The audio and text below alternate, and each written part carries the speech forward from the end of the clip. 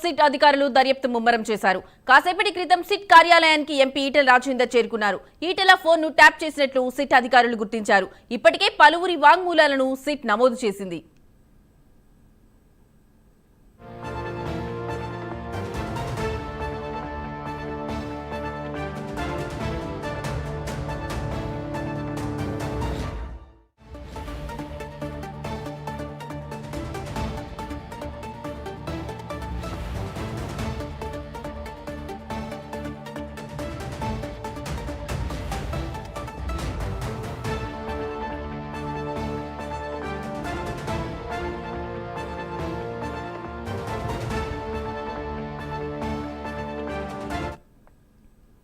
Phone tapping కేసులో SIT అధికారులు దర్యాప్తు ముమ్మరం చేశారు. కాసేపటి క్రితం సిట్ కార్యాలయానికి ఎంపీ ఈటెల రాజేందర్ చేరుకున్నారు. ఈటెల ఫోన్ ను ట్యాప్ చేసినట్లు సిట్ అధికారులు గుర్తించారు. ఇప్పటికే పలువురి వాంగ్మూలాలను సిట్ నమోదు చేసింది. ఇక ఇదే అంశానికి సంబంధించిన మరింత సమాచారం మా కరెస్పాండెంట్ ప్రవీణ్ లైవ్ ద్వారా అందిస్తారు. ప్రవీణ్, చెప్పండి, ఈ దర్యాప్తుకు సంబంధించి మీ దగ్గర ఉన్న లేటెస్ట్ అప్డేట్స్ ఏంటి?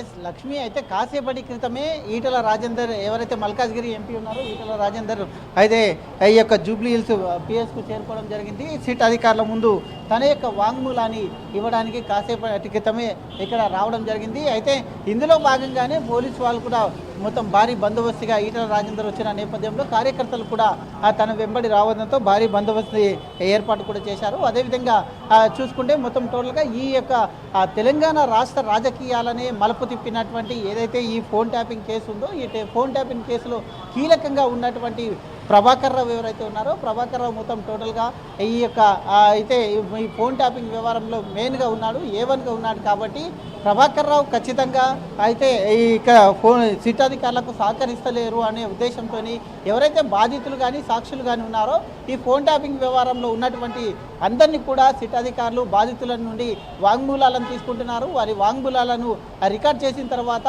ప్రభాకర్ రావు సిట్కు విచారణకు సహకరించట్లేదు. కాబట్టి ఖచ్చితంగా దీనిపైన సుప్రీంకోర్టుకు వెళ్ళాలనే యోచనలు కూడా సిట్ అధికారులు ఉన్నట్టు తెలుస్తుంది. సుప్రీంకోర్టుకు వెళ్తే కనుక ఒకవేళ ఖచ్చితంగా ఆయనకు ఏదైతే వెసులుబాటు కల్పించిందో సుప్రీంకోర్టు ఆ యొక్క వెసులుబాటును మొత్తం టోల్గా రద్దు చేసే దిశగా అయితే సాగుతున్నారనేది తెలుస్తుంది. అదేవిధంగా మనం చూసుకుంటే కనుక అయితే ఈ యొక్క కేసు లోపలనే మెయిన్గా ఉన్నటువంటి ప్రణీత్ రావును కూడా విచారించారు. బాధితులను ఇప్పటికే విచారించారు. కాబట్టి వాళ్ళ యొక్క స్టేట్మెంట్లను అన్నింటినీ ముందుంచి ఈ యొక్క విచారణ చేస్తున్నారు. అదేవిధంగా మనం చూసుకున్నట్టయితే అయితే మనం చూసుకున్నప్పుడు ఆ యొక్క టెలిగ్రామ్కు సంబంధించిన టెలిగ్రామ్ యాక్ట్ ప్రకారం అన్ని కూడా డాక్యుమెంట్లతో ఈటెల రాజేందర్ హాజరయ్యారు. తన ఫోన్ ట్యాపింగ్ అంటూ గత ఎన్నికల్లో ఉప ఎన్నికలు కానీ లేదంటే సాధారణ ఎన్నికల్లో కానీ తన యొక్క ఫోన్ ట్యాపింగ్కు గురయ్యింది అంటూ కూడా ఈటెల రాజేందర్ రావు ఈరోజైతే ఇక్కడ రావడం జరిగింది. కాబట్టి అయితే సిట్ ముందుకు తన వాంగ్మూలాన్ని ఇవ్వడానికైతే వచ్చారు. కాసేపటి క్రితమే 15 నిమిషాలు కావస్తుంది. 15 నిమిషాల క్రితమే అయితే వెళ్ళడం జరిగింది. కాబట్టి మరి కాసేపట్లో మీడియా ముందు కూడా మాట్లాడబోతున్నారు. కాబట్టి సిట్ అధికారుల ముందు ఎప్పటి నుండి తన ఫోన్ ట్యాపింగ్కు గురయ్యింది అనే కోణం లోపల కూడా చూస్తున్నారు. హుజూరాబాద్ ఎన్నికలప్పుడు కూడా తన ఫోన్ ట్యాపింగ్కు గురయ్యింది అంటూ కూడా ఈటెల రాజేందర్ అయితే ఇక్కడ స్టేట్మెంట్ ఇవ్వబోతున్నారు. అదేవిధంగా ప్రేమేందర్ రెడ్డి కూడా అయితే కాసేపటి క్రితమే ఈటెల రాజేందర్ వచ్చిన 10 నిమిషాలకే ప్రేమేందర్ రెడ్డి కూడా తన ఫోన్ ట్యాపింగ్ జరిగిందంటూ కూడా ప్రేమేందర్ రెడ్డి కూడా అయితే రావడం జరిగింది. కాబట్టి మొత్తం టోటల్గా ఈ యొక్క సిట్ విచారణలో ఇప్పటికే ఆ యొక్క నవంబర్ 15వ తేదీన మొత్తం 650 మంది ఫోన్లను ట్యాపింగ్ చేశారు. కాబట్టి ఒక 600 మంది బాధితులు ఉన్న క్రమం లోపల ఆ బాధితులను అందరినీ కూడా ఒకరొకరిగా సిట్ అధికారుల దగ్గరికి బాధితుల సంఖ్య రోజుకు పెరుగుతూనే ఉంది.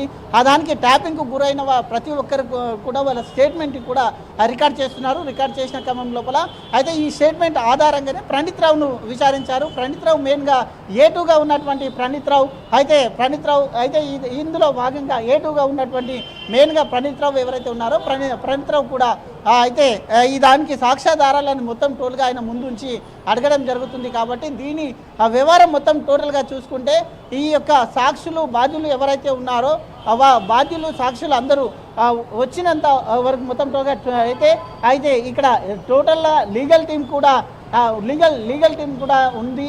తనతో పాటు ఈటల రాజేందర్తో పాటు లీగల్ టీం కూడా ఈ లీగల్ టీంతో వచ్చినట్టుగా తెలుస్తుంది. కాబట్టి అయితే ఇప్పుడు మనం ఇక్కడ చూసుకున్నట్టయితే లీగల్ టీంని ఎవరు కూడా లోపలికి అలో చేయలేరు. మనతో పాటు ఉన్నారు, మాట్లాడదాం.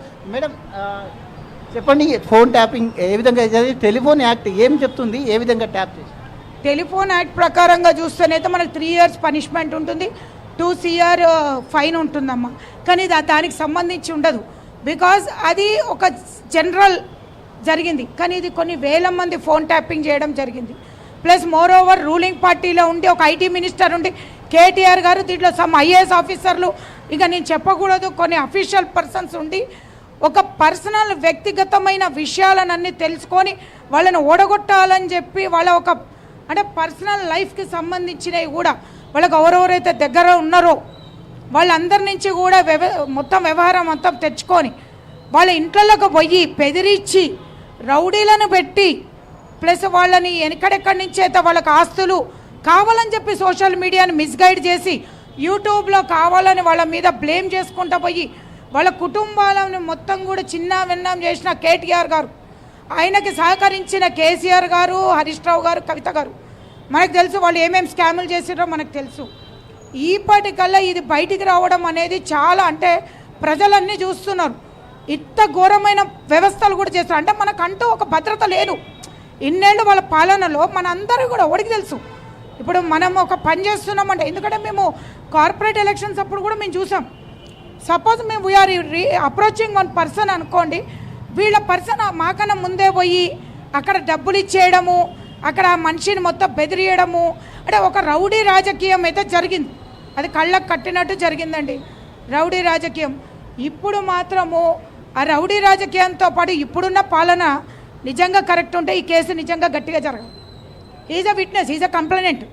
ఈటల రాజేందర్ గారు కంప్లైంట్ అయినది కూడా వ్యక్తిగతమైన ఫోన్ని ట్యాప్ చేయడం, వాళ్ళ పర్సనల్ విషయాలు ఎన్ని ఉంటాయమ్మా వ్యక్తిగతమైన, అవన్నీ కూడా తీసుకొని బయటికి రావడం అనేది ఇట్స్ కంటెంప్ట్ ఆఫ్ కోర్టుకే కాదు, లా కూడా కాదు.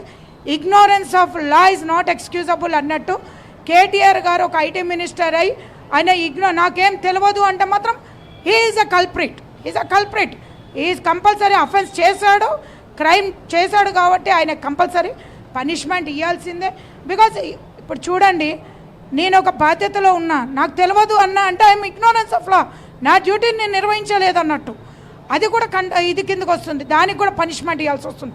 ఒక ఐటీ మినిస్టరే నీకు తెలియదు అంటే దీనంతా ఇంకా మనం అనకూడదు.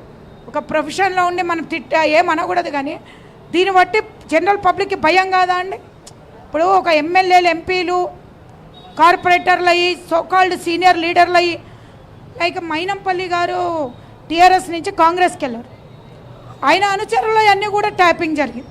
అంటే దీన్ని బట్టి మీకు అర్థం చేసుకోవాలి ఎవరెవరు ఏం చేస్తున్నారు. వ్యక్తిగతం అనేది ఇట్స్ అ బ్లండర్, చాలా పెద్ద మిస్టేక్. ఇట్స్ లైక్ దేశ ద్రోహం ఎట్లా అంటారో ఒక వ్యక్తి ద్రోహం. ఇప్పుడు మీరందరూ ఉన్నారు మీడియా వాళ్ళు, మీకు కుటుంబాలు ఉంటాయి. ఎగ్జాంపుల్ నేను చెప్తున్నా, మీ కుటుంబాలలో కూడా ఇదే పని జరుగుతా మీరు ఊరుకుంటారా?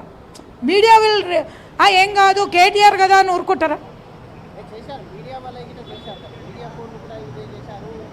మళ్ళీ ఏం చేస్తున్నారు media? What media is doing? Media అంటారు కదా, మేము మీకు 2 ఇట్లా 4 కళ్ళ చుట్టూరా మేమున్నాం కాబట్టి. మీ మీడియాదే ఫోన్లు ట్యాపింగ్ ఉంటే మీ పర్సనల్ ఎన్ని ఉంటాయి? ఇప్పుడు ఒక ఎమ్మెల్యేకి ఇంకెన్ని ఉండాలి, ఎంపీకి ఎన్ని ఉంటాయి? వ్యక్తిగతంగా ఎంతోమంది పర్సనల్ ప్రాబ్లమ్స్ వాళ్ళకి ఫోన్లు కొడతారు. అన్న మా ల్యాండ్లు ఇట్లయినాయి అన్న మాకు ఇక్కడ కొడుతున్నారన్న అట్లా.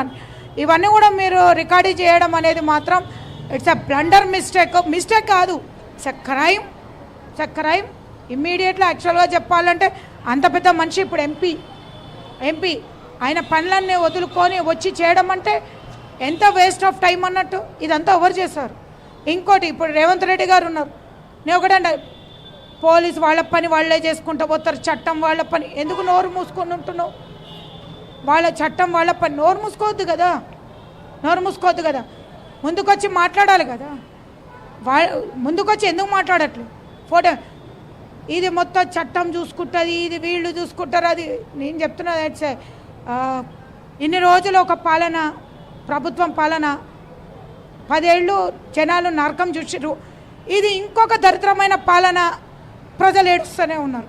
రెండిట్లలో తెలంగాణ ప్రజలు మాత్రం నడి రోడ్డు మీద పడ్డారు.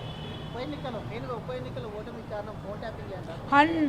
100%. ఎందుకంటే హుజురాబాద్ ఎలక్షన్స్ బై ఎలక్షన్ అంత మెజారిటీ 600 కోట్లు ఖర్చు పెట్టిండ్రు వాళ్ళు. 600 కోట్లు రికార్డు ఉంది, అది మొత్తం నేషనల్ వైడ్ ఉంది. అది అంత పెద్ద ఎలక్షన్ హుజురాబాద్ ఇప్పటివరకు ఏది జరగలేదు త్రూఅవుట్ ఇండియాలో. ఇండియా అనేది వరల్డే తీసుకుందాం మనం. త్రూఅవుట్ వరల్డ్లో 600 కోట్లు ఖర్చు పెట్టిండు అంటే ఒక సామాన్యమైన మనిషికి, అంటే నీ పార్టీలో నుంచే వచ్చిన వ్యక్తికి నువ్వు ఇన్ని ఇబ్బందులు పెడుతున్నావే. అయినా నిన్ను ఎప్పుడు ఒక మాట అనలే. మళ్ళీ దాని తర్వాత మళ్ళీ బై ఎలక్షన్కి మనకు తెలిసిపోయింది గజ్వేలు ఇవన్నీ కూడా. అయితే ఖచ్చితంగా ఫోన్ ట్యాపింగ్ నిందితులని ఖచ్చితంగా శిక్షించాలి అంటూ కూడా బై ఎలక్షన్లో ఓడిపోవడం కూడా ఫోన్ ట్యాపింగ్ జరిగిందంటూ కూడా లీగల్ అడ్వకేట్స్ కూడా మాట్లాడుతున్నారు. కాబట్టి ఈ యొక్క ఫోన్ ట్యాపింగ్ వ్యవహారం మొత్తం కీలకంగా రావాలంటే ప్రభాకర్ రావు ఖచ్చితంగా నోరు విప్పాలి. ప్రభాకర్ రావుకు సంబంధించి ఈ యొక్క సాక్ష్యాలను, బాధితులను అందరినీ తీసుకొని కోర్టుకు వెళ్ళే పొజిషన్లో సిట్ కూడా యోచిస్తుందని తెలుస్తుంది. Lakshmi. Right Praveen, thank you.